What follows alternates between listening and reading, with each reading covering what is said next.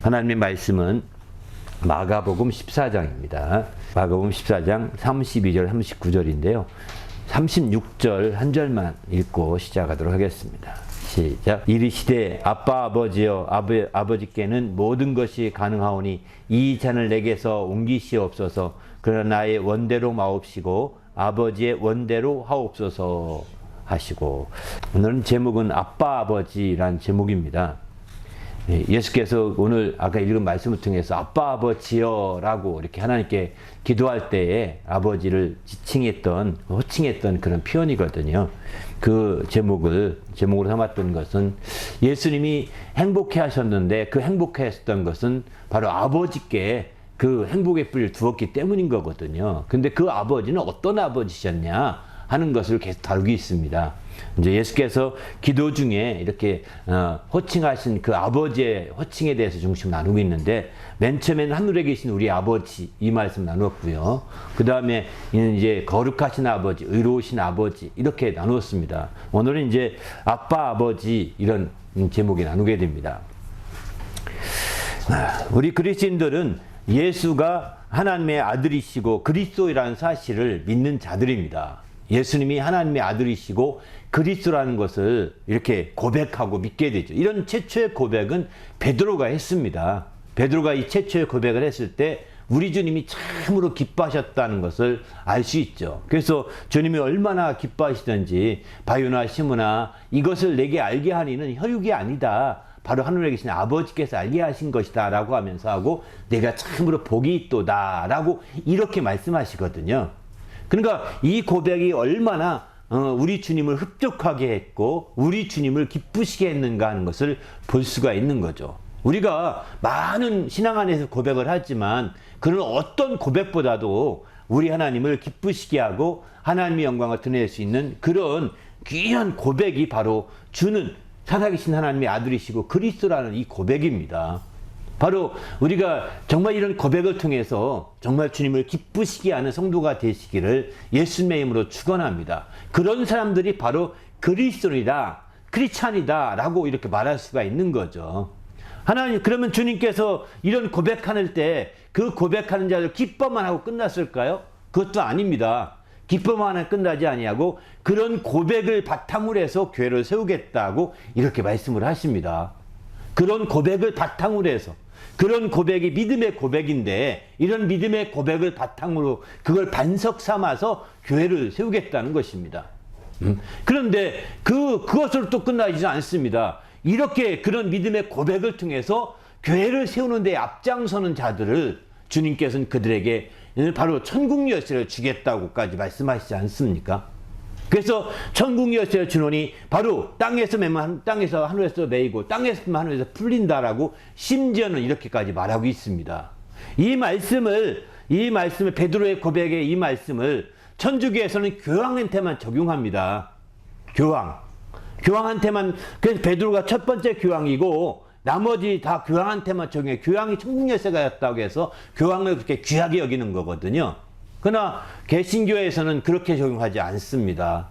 이런 믿음의 고백한 자들에게 천국 열쇠를 준다고 하는 거거든요. 어떤 한 사람에게 주고 그 다음에 대를 이어가게 만든 것이 아니라 바로 믿음의 고백을 하는 자, 주는 살아계신 하나님의 아들이시고 그리스도라고 고백하고 있는 그런 자들에게, 그래서 주님의 교회를 그 바탕 삼아 세우려고 하는 자들에게 바로 천국 열쇠를 주겠다는 거예요. 천국 열쇠를 준다는 것은 바로 그런 바탕 위에 교회가 세워지기 때문에 대단히 중요한 거거든요. 그러니까 우리가 고백만 하면 주느냐? 아닙니다. 고백을 바탕으로 교회가 세워지도록 노력하는 자들에게 준다고 하는 것으로 이해될 필요가 있는 거죠. 그냥 어린애가 그냥 말을 외워서 고백하듯이 불신자들이 예수는 그리스도 살아계신 하나님 아들이라고 한마디 읽었습니다. 그러면 고백한 건가요? 입으로 나왔으니까? 그게 고백이 아니거든요. 그런 식의 고백이 아니. 진정으로 그걸 고백한 자들은 교회의 반석이 되게 해서 교회를 세우는 일에 그들이 쓰인다는 것입니다. 귀하게 쓰인다는 거예요. 그런 자들에게는, 교회가 귀하게 쓰이는 그런 자들에게는 천국 열쇠를 주겠다고 하는 그런 말씀인 거죠. 왜냐하면 이게 얼마나 귀한 고백인가 하는 것을 잘 보여주고 있는 겁니다. 여기서 우리 고백 가운데 주님은 살아계신 하나님의 아들이라고 표현하는데, 과연 살아계신 하나님의 아들이라는 것은 정말 어떤 분이시냐, 이걸 이해할 필요가 있는 거죠. 말은 살아계신 하나님의 아들이라고 하는데, 그분은 처음에는 태초에 계신 말씀이 육신이 되어 오신 분이라는 거예요. 요한일서에 보면 태초에 계신 말씀이 육신이 되어 오신 분이시고, 그래서 그분은 하나님 품속에 있는 독생하신 하나님이셨다. 요한복음 1장 18절 이렇게 말씀하시거든요. 그분이 독생하신 하나님이셨는데, 그분이 육신이 되어 이 땅에 오셔서 독생자가 되셨다고 합니다. 독생하신 아들이 된 거죠. 독생자라는 것은. 바로 그 독생자 아들이 되셔서 오셨는데, 그분이 이 땅에 처음 나타날 때는 바로 베들레헴에서 처음 출생하시게 되죠. 그러나 그가 자란 곳은 나사렛 동네였습니다. 그래서 그가 선지자로서 하나님의 뜻을 이루는 사람으로서 등장할 때는 나사렛에서 선지자가 나왔다라고 성경은 이렇게 알려주고 있습니다. 그리고 그 다음부터는 나사렛 예수라고 그분이 등장하게 되는 거죠. 왜? 당시엔 예수라는 이름이 많이 있었습니다. 그런데 그 예수라는 이름이 많이 있었지만, 그 예수라는 이름 중에서 나사렛 동네에는 유일하게 한 분밖에 없었거든요. 그 한 분이 바로 누구냐? 우리가 믿는 살아계신 하나님의 아들이신 예수인 거죠. 그래서 살아계신 그 하나님의 아들이신 예수를 우리가 고백하고, 그분이 말씀이 오신 분이시오, 그분은 나사렛 예수시다, 그 하나님의 아들이 말씀이 육신에 오신 분이시오, 또 이 땅에서는 나사렛 예수로서요 그분이 역사하시게 되는 거죠. 그분이 드디어 침례받고 올라오실 때, 공생애를 시작하실 때 하늘에서 증언하시기를 이렇게 증언하십니다. 저는 내 사랑하는 아들이다, 내 기뻐하는 자다 라고 마태복음 3장의 17절에 이렇게 고백하는 걸 보죠. 이렇게 마가복음 1장에도 11절도 그렇게 동일하게 고백합니다. 또 마가복음 9장 7절도 변형된 산에 올라갔을 때도 증언이 증언하시기를 저는 내 사랑하는 아들이요 내 기뻐하는 자니 너희는 저의 말을 들으라, 이렇게까지 말씀하십니다. 바로 하나님의 아들임을 하늘에서도 땅에서도 다 이렇게 증거하는 그런 분이었다는 거죠. 그래서 우리는 이제 그 하나님의 아들을 믿고, 또 이제 하나님의 아들 세상에 보내셨다고 그러죠. 보내실 때 포도원의 비유를 통해서는 이렇게 말합니다. 그 주의 임금이 포도원에 가꾸고 포도원에 세를 받으러 보낼 때에 바로 아들을 보내면 존대하리라 해서 보냈거든요. 보냈는데 그 종들이 그를 인정하지 않습니다. 아들이니 죽이자 이렇게 말합니다. 저는 상속자니 죽이자, 그리고 우리가 다 차지하자 이렇게 말하거든요. 그때에 그 임금이 가서 그들을 다 심판하게 되죠. 이렇게 된 것처럼 우리 마찬가지입니다. 이제 예수께서 이 땅에 말씀이 육신된 세상의 아들을 보내실 때 바로 하나님께서는 그에게 심판할 권세를 맡기셨어요. 자기가 심판하지 아니하시고 심판할 권세를 맡기셨는데, 이유는 뭘까요? 아버지를 공경한 같이 아들을 공경하게 하려 함이라고 요한복음 5장 22절 23절 이렇게 말씀하십니다. 바로 아들을 공경하게 하려고 심판할 권세를 맡겨서 보냈는데 아들을 죽였어요. 정말 죄인의 손을 빌어서 죽이게 되는 거예요. 악인의 손을 빌어서 죽이게 되는 겁니다. 그러니 하나님의 심판을 피할 수가 없는 거죠. 그 심판의 결과 마침내 그들은 완전히 심판받아서 사망 권세로 완전히 심판받게 되는 것이고, 이제 그 아들을 하나님이 살리시게 되는 거죠. 그래서 그의 부활하심으로 말미암아 사망 권세가 완전히 심판받는 그런 결과가 되고 말게 된 것입니다.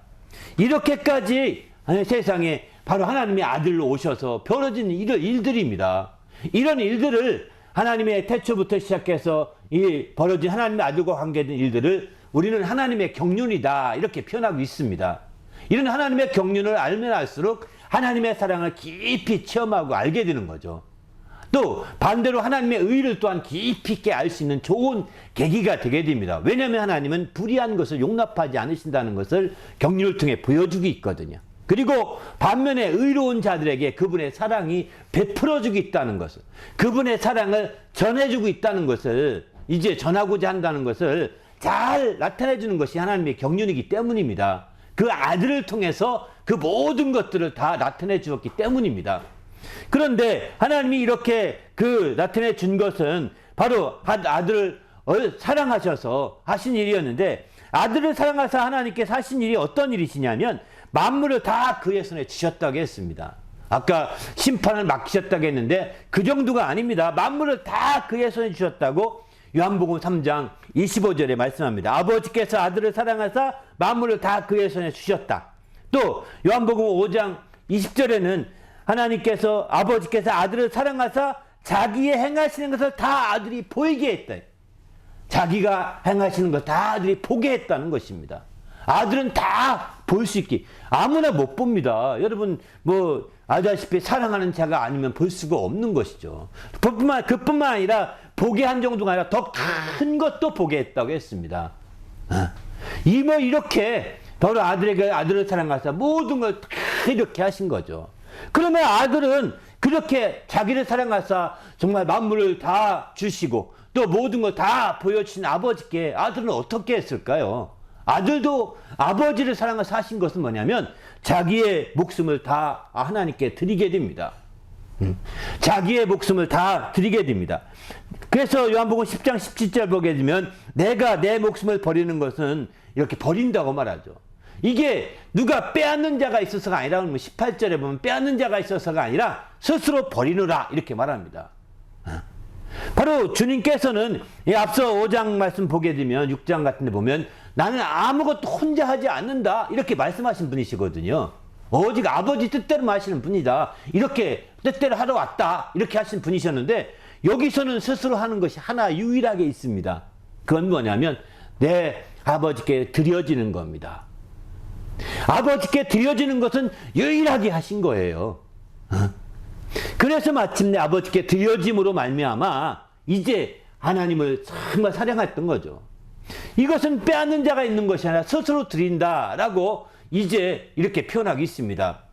그리고 마침내 나는 버릴 권세도 있고 나는 다시 얻을 권세 있는데 나는 스스로 버리노라 이렇게 말하고 있는 것이죠. 바로 이런 점에서 볼 때 우리 주님이 아버지를 사랑하셔서 참으로 자기를 사랑하신 사랑이 창세전부터 사랑하신다고 성경은 말씀하고 있거든요. 그 사랑을 아들은 잘 알고 있습니다. 그리고 자기를 사랑하사 아들을 사랑하사 만물을 다 다스릴 권세를 주신 것도 알고 있습니다. 그리고 아들을 사랑하사 모든 걸 다 보여준 것도 사랑을 알고 있습니다. 이런 걸 안 그는 아버지께 또 다 아버지를 사랑하사 자기 모든 걸 다 드려지는 거죠. 헌신한다고 볼 수 있죠. 이렇게 한 것은 아버지 뜻대로가 아닙니다. 스스로 하는 거라고 이렇게 말하고 있습니다. 이것은 바로 그만큼 그가 아버지의 사랑을 많이 알았기 때문에 이렇게 스스로 버릴 수 있고 스스로 드려질 수 있는 것이죠. 만일 우리가 아버지의 사랑을 모르는 자들은 스스로 할 수 없습니다. 아버지 사랑을 더 많이 느끼면 느낄수록 스스로 하게 돼 있거든요. 우리도 주님 안에서 이렇게 아버지 사랑을 많이 느끼고 체험함으로 정말 주님께 드려지는 성도가 되시기를 예수님의 이름으로 축원합니다. 할렐루야. 그런데 오늘 이렇게 아버지 하나님께 드려짐으로 이제 스스로 하게 되는데 이때에 주님께서 아버지를 어떻게 부르셨습니까? 아빠 아버지라고 부르신 거예요. 아버지 사랑을 많이 느끼신 주님이 아빠 아버지라고 부르시게 되는 거죠. 아빠 아버지라 부르시게 되고 이제 그 아빠 아버지 부르신 것은 언제 부르느냐? 오늘 마가복음 14장은요 겟세마네 궤도에서 기도하실 때 부르신 거거든요. 이게 주님의 공생의 마지막 부분에 부르신 표현이에요. 왜 그랬을까요? 공생의 마지막에 와서 아빠 아버지라고 부르셨네. 아빠라는 것은 원래 개혁성경 보면 아바라고 음역을 해서 그대로 아바 아버지라고 이렇게 썼었거든요. 개혁성경에서는 음역이에요. 음을 그대로 히브리 말에 아바를 그대로 따왔다는 겁니다. 헬라의 아바를 그대로 발음 그대로 갖다가 음을 그대로 해서 우리말로 아바 아버지 이렇게 했거든요. 근데 그 아바란 뜻이 뭐냐면 아빠란 뜻이랍니다. 아빠. 오늘날 우리의 아빠. 히브리 말의 아빠, 헬라의 아빠가 오늘날 우리의 아빠랑 똑같은 거예요. 거의 발음이 흡사한 거예요. 히브리 말의 아빠나 아바나 또 헬라의 아바나 또 또 우리말의 아빠나 그 같은 차원의 아빠라는 겁니다.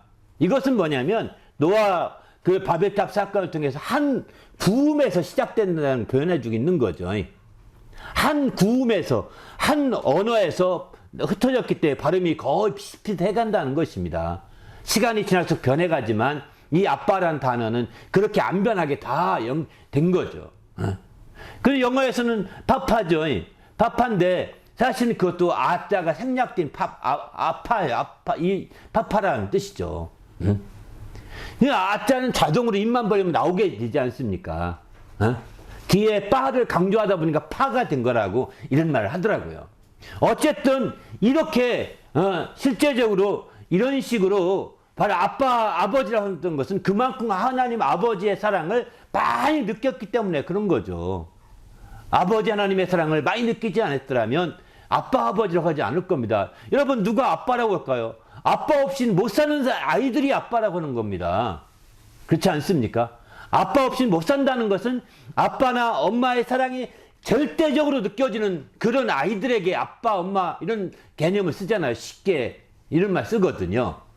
만약에 어린애가 아버님 그러면 어떻게 될까요?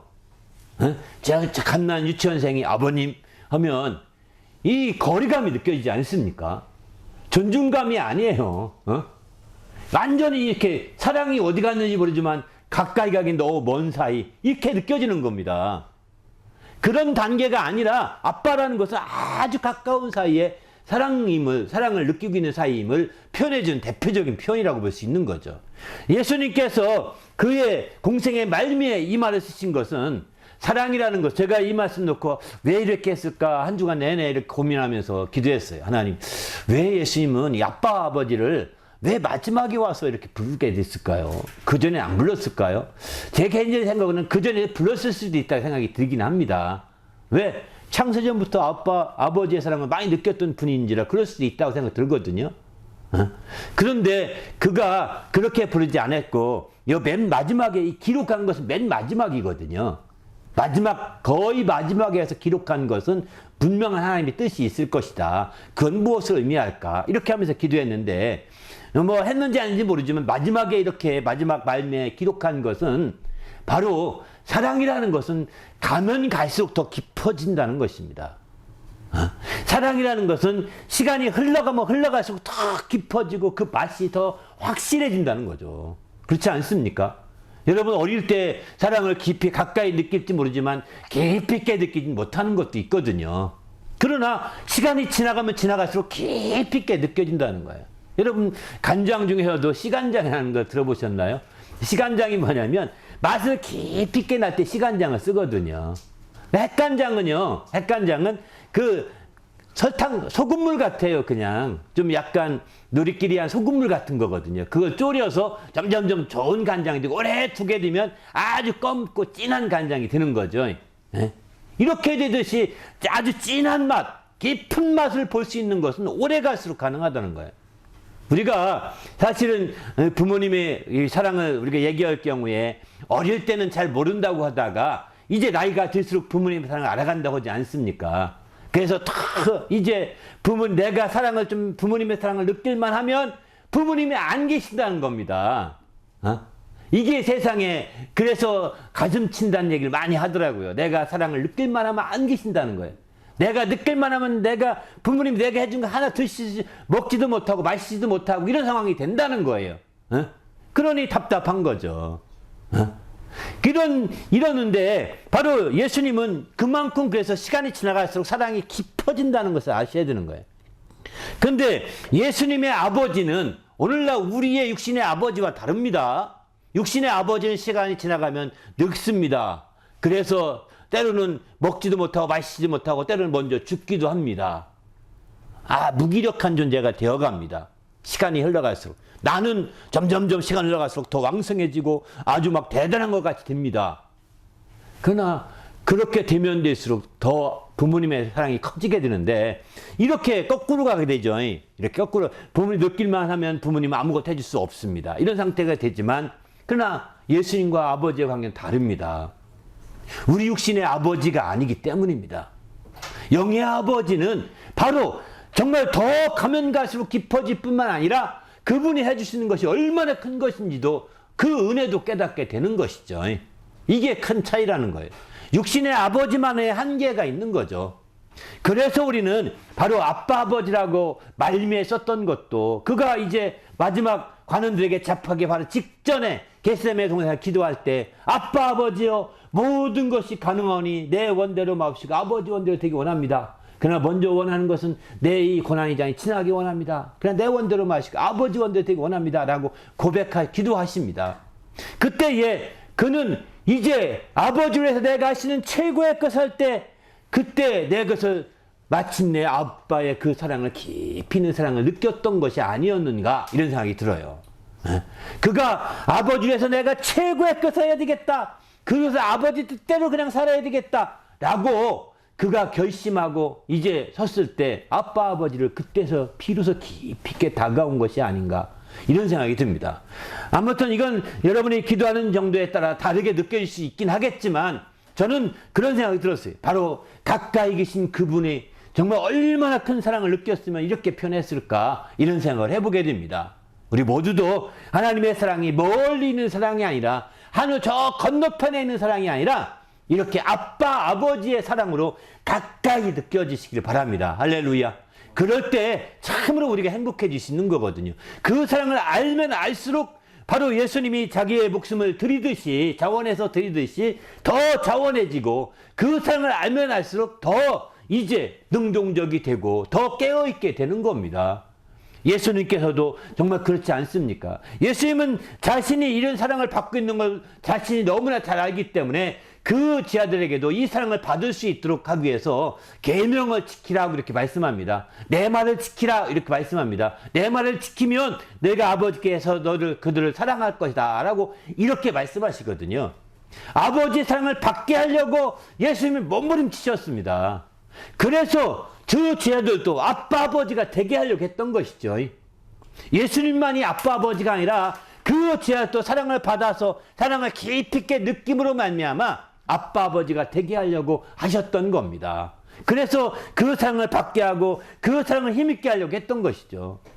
그래서 했는데 사도 바울은 이것을 이렇게 표현합니다. 바로 아빠 아버지라 했던 것은 바로 이제 무소하는 조용의 영을 받지 아니하고 양자의 영을 받았기 때문에 아빠 아버지라 한다라고 로마서 8장 15절 이렇게 말씀합니다. 갈라디아 3장 12절을 보게 되면은 아들의 영을 받았기 때문에 아빠 아버지라 부르게 되었다라고 이렇게 설명까지 합니다. 그렇습니다. 아들의 영, 양자의 영, 다시 무소하는 종의 영. 여기서 무소하는 종의 영을 율법이라고 표현하거든요. 율법을 따르면 종이 되는데 그 율법을 두렵고 떨린다 해서 무소하는 종의 영으로 표현합니다. 양자의 영은 뭐냐? 곧 아들이 되는 영인데 그 아들이 되는 영은 바로 이 복음을 의미합니다. 그래서 이 복음을 따라서 바로 내 말을 지키면 아버지께 사랑을 받게 되어서 아빠 아버지를 하게 된다는 것입니다. 예수님의 말씀을 지키면 예수님의 진리를 지키면 예수님의 복음을 따르게 되면 이제 예수와 함께 자녀된 권세를 얻어서 우리도 아빠 아버지라 부를 수 있는 권한이 열리게 되는 것이죠. 그래서 마침내 아버지의 큰 사랑을 느끼고 경험하게 되고 그 결과 이런 아빠 아버지에게 행복의 불 내릴 수 있는 길이 열리게 되는 거죠. 이렇게 아빠 아버지의 행복의 불 내리게 되면 어떤 열매 맺게 될까요? 그 열매는 다름이 아니라 이제 바로 아빠 아버지를 사랑을 깊이 알므로 말미암아 더 자원하게 되고 더 스스로 그전에 할 줄 몰랐는데 스스로 하지 않았었는데 이제는 아버지 사랑을 깊이 알면 알수록 스스로 하게 된다는 것입니다. 아버지의 사랑을 깊이 아는 자들은 스스로 하는 겁니다. 모르는 자들은 스스로 하지 않습니다. 그냥 시키는 일만 하는 것뿐입니다. 그러나 진정한 행복은 스스로 할 때 행복해지는 겁니다. 참된 행복은 수동적으로 따라갈 때 복종할 때 행복해지는 게 아닙니다. 스스로 할 때. 여러분 공부를 해보셨나요? 저는 공부에 대해서는 저는 좋은 학교는 안 나왔지만 시골에 자라면서 제 나름대로 일가견 있게 공부는 했거든요. 일가견 공부는 했는데 공부를 해서 밤새도록 공부합니다. 그거 전부 아닙니다. 공부를 더 많이 하면 시험 문제를 낼 정도가 됩니다. 시험 문제를 낼 정도까지 해서 저도 시험 문제 제가 만들어내서 80% 정도 맞았어요. 시험 문제 거의 유형이 80%를 맞출 정도까지 됐었거든요. 그러니 뭐 100점 맞는 건 말할 것도 없는 거예요. 쉬운 문제입니다. 이렇게까지 시골에서 공부를 해봤는데 물론 서울 왔더니 뭐 삼류대학밖에 못 갔습니다. 저는. 예? 아무튼 그렇게 공부했지만 이제 공부를 해보면서 스스로 열심히 하게 되면 행복감이 이루말할 수 없는 거예요. 근데 이것은요, 부모의 사랑을 느낄 때, 하나님의 사랑을 느낄 때 그렇게 하게 되는 거예요. 스스로 하지 않는 한 불행해지는 겁니다. 사랑을 모르고 하기 때문에 불행해지는 거예요. 그럼 사랑하지 않느냐? 아닙니다. 다 사랑합니다. 그런데 사랑을 못 느끼고 억지로 할 수밖에 없다면 불행해지는 거예요. 우리는 예수님의 아빠 아버지에게 행복의 뿔 내린 자들은 바로 스스로 하게 돼 있다는 거예요. 예수님도 스스로 자기 목숨을 내어놓잖아요. 스스로 하지 않았던 분이셨는데, 다 아버지 뜻대로만 했던 분이셨는데 스스로 자기 목숨을 내놓거든요. 스스로 하시는 게 한 가지 있잖아요. 우리도 하나님 아버지께, 아빠 아버지 사랑을 알고 아빠 아버지께 뿌리를 내린 자들은 스스로 하게 돼 있습니다. 스스로 뭐 할까요? 헌신하게 되는 거죠. 공부에 헌신하든 또 다른 주의 일에 헌신하든 헌신하게 돼 있는, 스스로 하게 돼 있는 거예요. 이렇게 해서 자기가 찾아서 스스로 하게 되면 그 일에 한 만큼, 열심히 한 만큼 이제 참으로 행복해지게 되는 거예요. 이 스스로의 행복을 느껴보시길 바랍니다. 할렐루야. 이것은 아빠 아버지에게 행복의 뿔을 내린 자들이 느끼는 행복입니다. 이 행복은 예수님이 느꼈던 행복이고 우리도 G21세기에 와서 우리도 그 행복을 느낄 수 있는 그런 행복이라는 거예요. 우리 모두도 이제 스스로 하심으로 말미암아 자원해서 하시고 능동적으로 하심으로 말미암아 더욱더 행복해지는 신앙생활이 되시기를 예수님의 이름으로 축원합니다. 이를 위해서 꼭 필요한 것이 뭐냐? 아빠 아버지의 사랑을 느끼셔야 되는 거죠. 아빠 아버지요 라고 할 만큼 사랑을 느끼셔야 된다는 거예요. 사랑을 안 느끼시면 그렇게 할 수가 없습니다. 이제 정말 그래서 정말 철저하게 아빠 아버지의 사랑을 느껴서 정말 이렇게 스스로 함으로 더욱더 행복해지는 신앙생활이요, 하나님을 기쁘시게 하고 또 정말 온 가족이 함께 기뻐할 수 있는 그런 우리 모든 신앙이 될 수 있도록 인도해 달라고 오늘 말씀을 생각하며 간절히 기도하겠습니다.